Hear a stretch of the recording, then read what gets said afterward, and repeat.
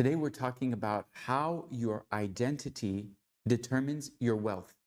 How your identity determines your wealth. And before you start thinking about the identity you were born with, I'm talking about the identities that you've inherited over your life through your family, through your upbringing, through the people around you. And that very thing that has kept you safe, the very thing that has kept you significant in your life, may be the very thing that is preventing you from achieving the next level of wealth for yourself and for your family. My name is Soleil, and I'm super excited to share with you the spiritual laws of money that have codes that will unlock your wealth through ease and grace. You see, so many people struggle when it comes to financial success. How is it that the same two human beings who are born in the same country, who have access to the same educational system, can grow up and one of them becomes ultimately financially successful while the other one continues to struggle? Is it pure luck, or is there something else underneath that can magnify and transform your relationship with money so that you no longer have to struggle? So today we're talking about identity and how your identity could be blocking you from achieving the next level of success that you are determined to have. And you see, identities that we have are the things that keep us safe. Think about it. The identity of being a hard worker, the identity of being a committed man, the identity of being a father, the identity of being a son. All of these are different identities, different roles that we grow up with. And the very role that gave you your significance, the role that gave you your success, the role that gave you your security could be the very same role that is stopping you from achieving the next level of success in your life. You see, most of us don't realize that these identities that we have worked so hard to fit into become obsolete. And if you're stuck in an identity that used to work for you 10 years ago, even 5 years ago, it might be the very thing that is actually limiting you to where you want to be in the next few years. And most of us receive our identities at first from our parents. Think about that. Did your parents ever tell you that hard work begets success? Did your parents ever tell you that successful people are modest and humble? Did your parents ever tell you to be careful to not shine your light, to not show off your success? These are all identities that we start to take on. Initially, they're put on us, and we find security within these identities. What does that mean? That means that these types of philosophical lifestyles at first are beneficial to us, or else we wouldn't take them. But what I see that happens all the time is that people's philosophical identities run out of usage, and they still grab onto them as if it's some kind of a life raft. Why do we hold on to these identities? You see, having an identity around money where you are told that you have to be conservative, you have to conserve, save, limit, protect, preserve, starts to change your behavior towards money, the very thing that you are trying to expand and multiply. And while some of these identities that we take on at young ages may be really supportive to us or to our families based on the economy that we're in, based on the environments that we're in, based on the friendships that we have, they absolutely need to change for us to be able to hit the next levels of our success. And I'm going to prove that to you today by giving you some real life examples around money. So the quote I like to share is that the identity that you hold determines your results.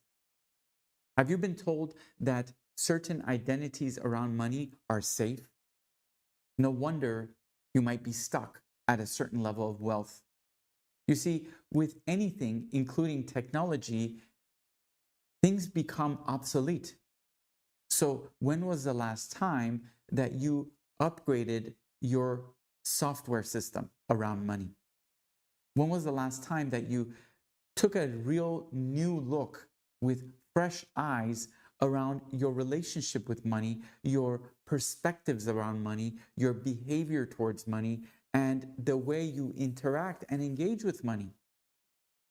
Listen, if you're interacting and engaging with money the same way you were 5 years ago, chances are that things have become obsolete for you and you need a software upgrade. And so I'm here to upgrade your software when it comes to your relationship with money. You see, most of us go through our lives and we have certain filters through which we view reality. And if the filter that you are viewing the reality around money is not providing you the results that you want, it's not that hard to shift it. It's just a filter change. You see, most of you have been told that in order to make a lot of money, you got to work really hard. And this type of philosophy actually comes from poverty. Poverty parents tell their children to work extremely hard. Poverty parents tell their children that if it's not hard, there must be something wrong with it. So as children of poverty parents, we're constantly looking for challenges when it comes to money because we've been told that the real money comes through real challenge. Is that true for you? Have you been in a situation where you sought out challenge when it came to money, even though there was ease and grace available, that you actually went towards the challenge because you told yourself that the challenging circumstance is most likely the safest one, is most likely going to result in more money? Now, is that true? Is it true that challenge is the only way, or is the best way, or is the safest way to earn wealth? Is that really true? And if it's not, why is it that so many human beings are equating success with large amounts of challenge and large amounts of problem solving? You see, this is very relevant in our three-dimensional world. Think about it. When it comes to poverty, most countries that are third world countries are still trying to solve problems through hard work and labor. While the top countries, when it comes to financial success, are no longer using labor and hard work to solve economic problems. They're actually using other sources of energy. Other sources of energy. Think about that. Going back into the days of Egypt, the only types of energy that most people knew about were labor. And that's why a lot of these pyramids and a lot of the big structures, the biggest structures in the ages of Egypt were made through hard labor. And now what we see is that big structures, big economies, big achievements are starting to be made more and more through new types of energy. What kind of energy? Well, there's nuclear energy, electronic energy, and many other different types of energy. We're not going to go into spiritual energy today, but that also exists. So where in your financial lifestyle are you still relying on physical labor, hard work, energy? And where can you shift your technology to get a financial upgrade in the way that you manage, handle, view, and work with this energy of money? You see, if your parents were lower or middle class folks who have a poverty mentality around money, usually associated with hard work, labor, pain, and suffering, they're going to put upon you the same philosophies when it comes to wealth and success. And therefore, most of us start to realize that the types of work that we're doing is going to take forever to make money. How is it that guys like Elon Musk are able to make quantum leaps with wealth when they start in the same place generally that we start when we get to work. There's a technology that they're using. And I want to talk to you about the technology. But before we talk about the technology, let us first agree that many of us are brought into our financial relationships through our parents' perception, through our parents' relationships of money, and that these become identities that we cling on to. And the very identities that may have kept us safe are now the identities that are standing in between us and our ultimate wealth. So, in this journey, if you're realizing that what I'm saying is true, in this journey, your goal, your focus should be to identify or discern which of these behavioral patterns, which of these identities are actually serving you and which you need to get rid of immediately. Which you need to, what I say, behead the identity. Meaning, you say, thank you, identity, this was great. You served me for a certain amount of time. We are done. Thank you, bye. And the quicker you're able to discern, the quicker you're able to administer this shift in your software, in your technology, the quicker you're able to achieve new levels of wealth. New levels of wealth. I'm always really fascinated. I have a Jewish background, and when I was growing up, my parents always referred to us as survivors. Survivors. And it kind of made sense because my parents were immigrants, and as immigrant people, they had to survive a lot of times in their life. So when it came to money, the same patterns started to arise. The pattern of we are survivors. Let me ask you, if you are a person of ethnic background, whether you're Black, you're an immigrant, you have had challenges in your family when it comes to money, have you ever heard the spell, the curse from your parents that said, we are survivors?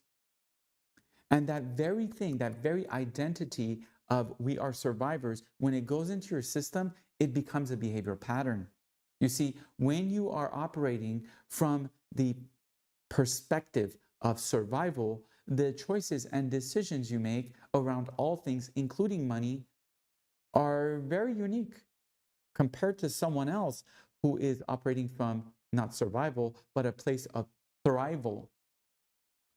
So we want to determine where we are holding these survival identities. Where are we holding these conservative energies, and where we can liberate ourselves so that we're able to achieve the goals that we want without having these filters in front of us that are creating density between us and our goals. So this is where we're talking about wealth and identity and how they're so related. What I like to say is easy. Shift your identity, shift your results. Shift your identity, shift your results. So where you identify with certain behaviors, the quicker you can shift the identity, the quicker the behavior shifts, the quicker the results shift. So the question you might be asking is, okay, great. I realize that there are certain identities that might be limiting my fulfillment, my growth, my connection to wealth. And how do I even recognize them? How do I detect these things that could be blocking me? The first answer I would give you is self-awareness. And self-awareness is a cliche type of a statement because how do you know if you are aware of yourself? How can you make sure that you become aware of yourself? And that's a challenge because it requires of you to come out of a certain paradigm of comfort and complacency and to start to look at yourself, your behaviors, and your choices objectively. Objectively. And a great place to start, a really great place to start, a really reasonable place to start is in your relationships. Listen, if most of your relationships are dysfunctional, if people around you are constantly complaining to you about similar things, or if you're not able to keep healthy relationships, there's something you get to look at for yourself. There's an area of self awareness that could be opened through your interactions with other human beings. The same goes with money. If your finances are dysfunctional, if you're having a hard time keeping harmony with your wealth, meaning you have a lot of volatility in your finances. You're rich, you're broke, you're rich, you're broke, or you're just broke all the time. There's something to look at. There's a clue, there's a breadcrumb. And these are different places where you can start your self-awareness journey, where the dysfunction lies, where the sense of lack of fulfillment lies. Great clues. Another great clue. The 5 people you hang out with determine the quality of your life, the quality of your finances, the quality of your relationships, your mindset, and all of your life's potential. Because if you're hanging out with people, take a look. Who are your closest 5 people? Who are the people that you spend the most amount of time with? This is a clue. And if you're hanging out with people who have dysfunction in their finances, people who have dysfunction in their relationships, people who have dysfunction in their faith, in their belief in themselves, then obviously we got some problems here, right? 5 people you hang out with is a great indicator of where you are holding identities that are limiting you. Here's my question to you.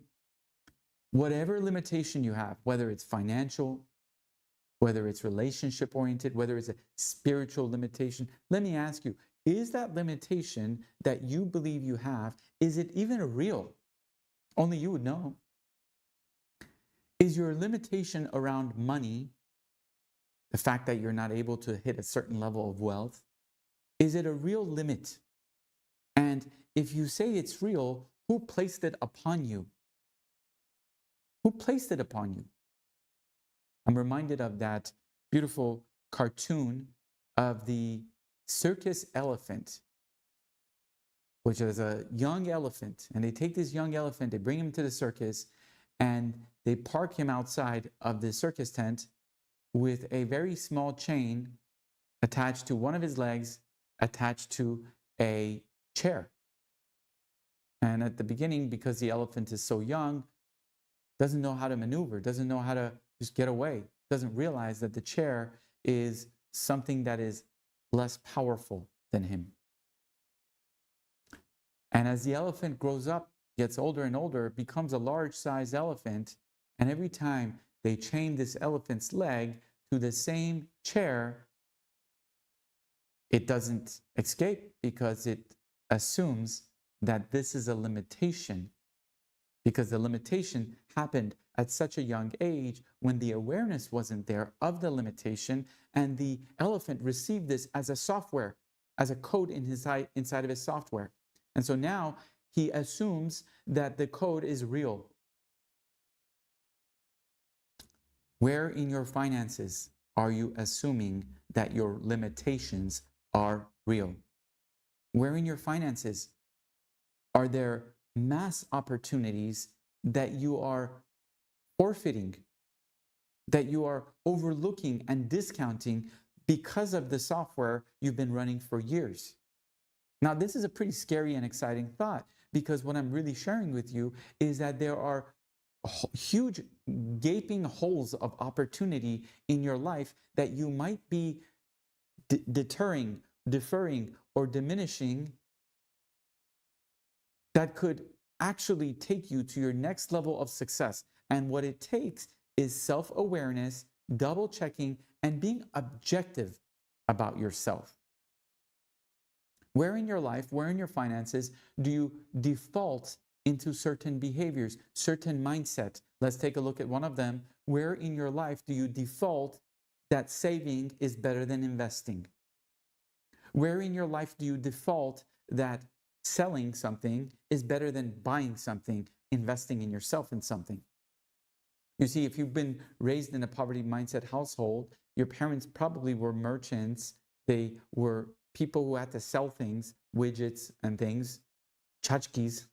And as they started to sell things, you started to realize that, wow, if I can find something to sell, that's great. And yes, that is great. But there's also the other side. Have your parents ever deterred you from purchasing very big things? Very big things. And I'll tell you a story about this. I was struggling. I was a financial advisor. I was struggling to make more than $1 million. I was struggling. Go figure, right? A good struggle to have. But I was struggling nevertheless. I couldn't break my income to beyond more than $1 million a year. And somebody approached me and he said, hey, I am going to a personal development seminar and I'd like to invite you. And I said, great, I love personal development. And he said, yeah, but the ticket costs $10,000 and it's for only 3 days. And my nervous system went into a sense of shock. I was almost offended. What do you mean $10,000? How dare you? Right? Think about the identity that was starting to run. And so I said, well, I don't want to spend $10,000 on myself. And the guy said, why? Have you never spent $10,000? I said, no, I have. He said, what did you spend $10,000 on before? I said, well, I've spent $10,000 on my parents, sending them to a nice vacation. I've spent more than $10,000 buying a car for my girlfriend at the time. But I've never spent $10,000 on my personal enjoyment and growth. And you see, right then, I realized, wait a second, it's not that I can't spend money. There's certain blockages I have, certain identities I have around what I should spend money on. And this, I'm going to turn towards you as the viewer. As the viewer, my question to you is, where in your life are you being cheap and conservative with yourself, with your growth, with your achievements, with your level of capability? Where in your life do you invest more attention, more empowerment, more encouragement in others, and less on yourself because you were told to be modest? Or if you're like me, you were told that being a provider is a very respectable thing. So you, as a man, provide for other people. You do whatever it takes to serve and be of service, and yet you have a hard time being served. You have a hard time being in the presence of another provider. It might scare you. So there, we're talking about identity. And so many men have their identity tied up in provider roles, and they wonder why they're never able to break to the next level of success, because at a certain level, you must also be willing to receive. Receive. The same goes if you have a prayer practice or if you're intentional about your life. If you're always penetrating and saying, hey, here's what I want, here's what I want, here's what I want, when are you ever ready to listen and receive what is asked of you to get what you want? You see, most of us have been raised watching movies in Hollywood where the commander was always commanding. And so if you are a provider man, if you are a leader, and all you have been finding your significance in is command, then you might be actually cheating yourself from a lot of blessings, a lot of resources, if you're not willing to receive. And receiving isn't just receiving direct gifts, that's one of them. Receiving could also be receiving support. It could also be receiving feedback. So many guys are so focused on being a commander that they actually stop listening to the people that they are leading. And they even stop listening to other leaders that are greater than them, that are more wise, more experienced than them, because we're so busy commanding. I speak for myself as well. I lead a large men's community, and most of the time I'm in the position of provider. And what I'm learning is how important it is for me to not get stuck in the identity of provider only, because it's limited. So when it comes to money, when it comes to finances, where do you have a identity that you are sticking to at all costs, that is actually limiting the field of possibility for you, because your loyalty to the identity is so large that you are not able to receive from God, from the universe, from your customers and clients? I'll give you an example. I worked for 15 years to become a top financial advisor in LA. And at some point, I was extremely successful compared to all of my peers, especially for my age group. The level of success that I achieved at the age of 33 was a level of success men would achieve at age 65. So here I was with a perfectly finely tailored identity of an ultra successful financial advisor in Los Angeles. And in this identity, I had it down pat. Suits were perfect, language perfect, behavior perfect, all aligned with the identity of financial advisor. Remember, these identities are actually there to support us initially. They provide us a sense of security. They provide us a sense of significance when we master them. But the very identity that found you safety and significance could be the same identity that is blocking you from achieving the next level of success, the next level of breakthrough, the next level of fulfillment and freedom. So where do you hold identities and cling onto them as if they are the only security blanket you have? I was so stuck being the ultimate financial advisor that when I went on vacation to exotic, extremely beautiful places on earth, all I could think of was, how does this relate to my identity of being a more successful financial advisor? Yet deep inside my soul, there was many other needs I had. For example, the need of fulfillment, the need of freedom, the need for more celebration and joy, which wasn't being provided for through the identity of financial advisor that I had. So I ask you, whichever identity you have mastered, the identity of a top salesman, the identity of an artist, what else are you looking for in life? And where does the identity that you have mastered actually get in the way or block, limit the other things that you want in life from coming through?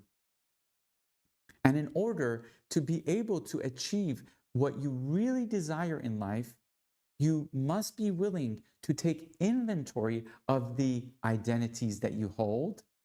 You must be willing to loosen your grip on the identities that you have mastered. And eventually, you'll start to realize that some of these identities are obsolete. They're no longer of highest service to you based on where you are now, not where you were 10 years ago. And you see, this is what we call an ego death.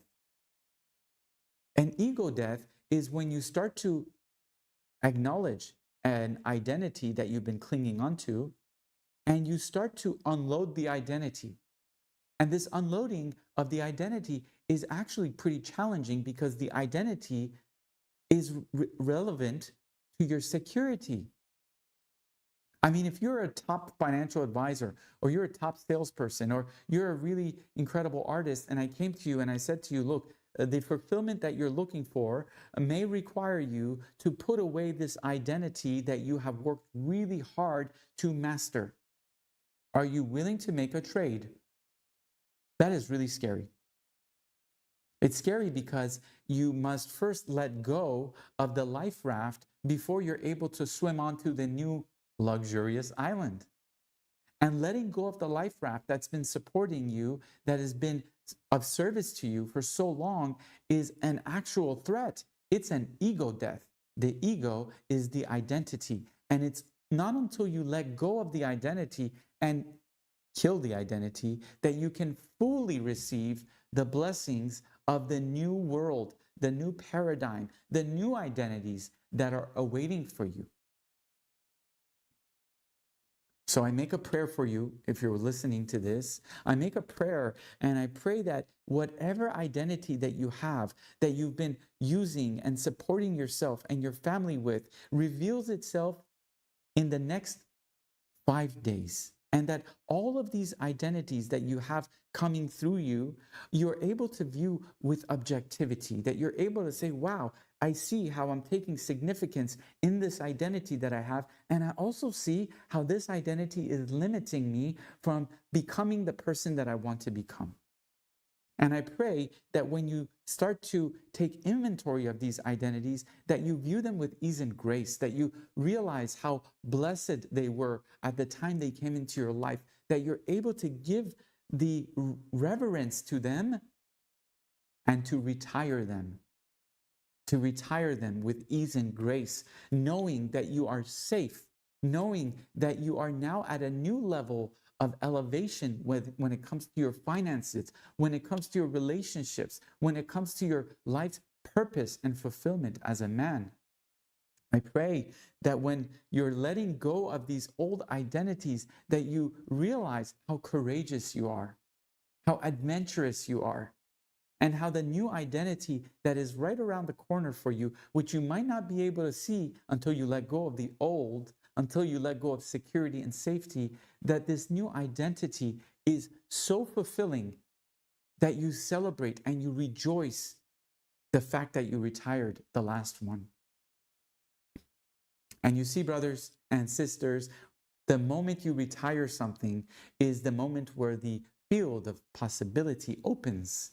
It's where the canvas is now blank. It's now empty and available for you to draw in the new way based on your new current state of being. It takes courage to clear the canvas, especially if you spent years and years drawing, especially if you've put in a lot of pain and suffering in what you've created. But I ask you, how courageous are you to clear the canvas, having faith that the new art that you're about to create, called your life, your finances, and the beautiful relationships that are awaiting for you, are way more magnificent than you ever imagined, way more easier to work with than you ever imagined. You see, when we've been told all of our lives that all of the things that we achieved have come through hardship, no wonder it's so hard to let them go. But when you know that even hardship itself is a choice, that when we try to find our worth and our significance through pain and suffering, just that itself is a choice, and that you can choose differently. You can choose to create with ease and grace. You can choose to create with celebration, and you can find friends who are here to rejoice you in that field of celebration. There's many of us out there who create through joy, who create through celebration. And it's not till you let go of the past, you retire the identity that you've been holding, that you can actually open your perception and see what is available to you and choose from a place of objectivity rather than a place of belonging or a place of what we call, what's the word for it? It's a place of loyalty to your suffering. Don't do that anymore. So with that, we close up today's teachings about wealth and spirit and about connection with ourselves. I am Soleil Rad. I'm here to empower you. And this Men of Means channel is going to be a big resource for you. If you really got a lot from this, and I know you did if you've been watching it all the way to this point of the video, it's on you to subscribe and make sure that you keep those notifications on so when I go live, you're able to receive And this receivership is on you. I'm here to provide, and the receivership is on you. Are you willing to receive? And are you willing to receive with ease and grace, with celebration, because it's easy. It's easy to elevate. Beautiful. I'll see you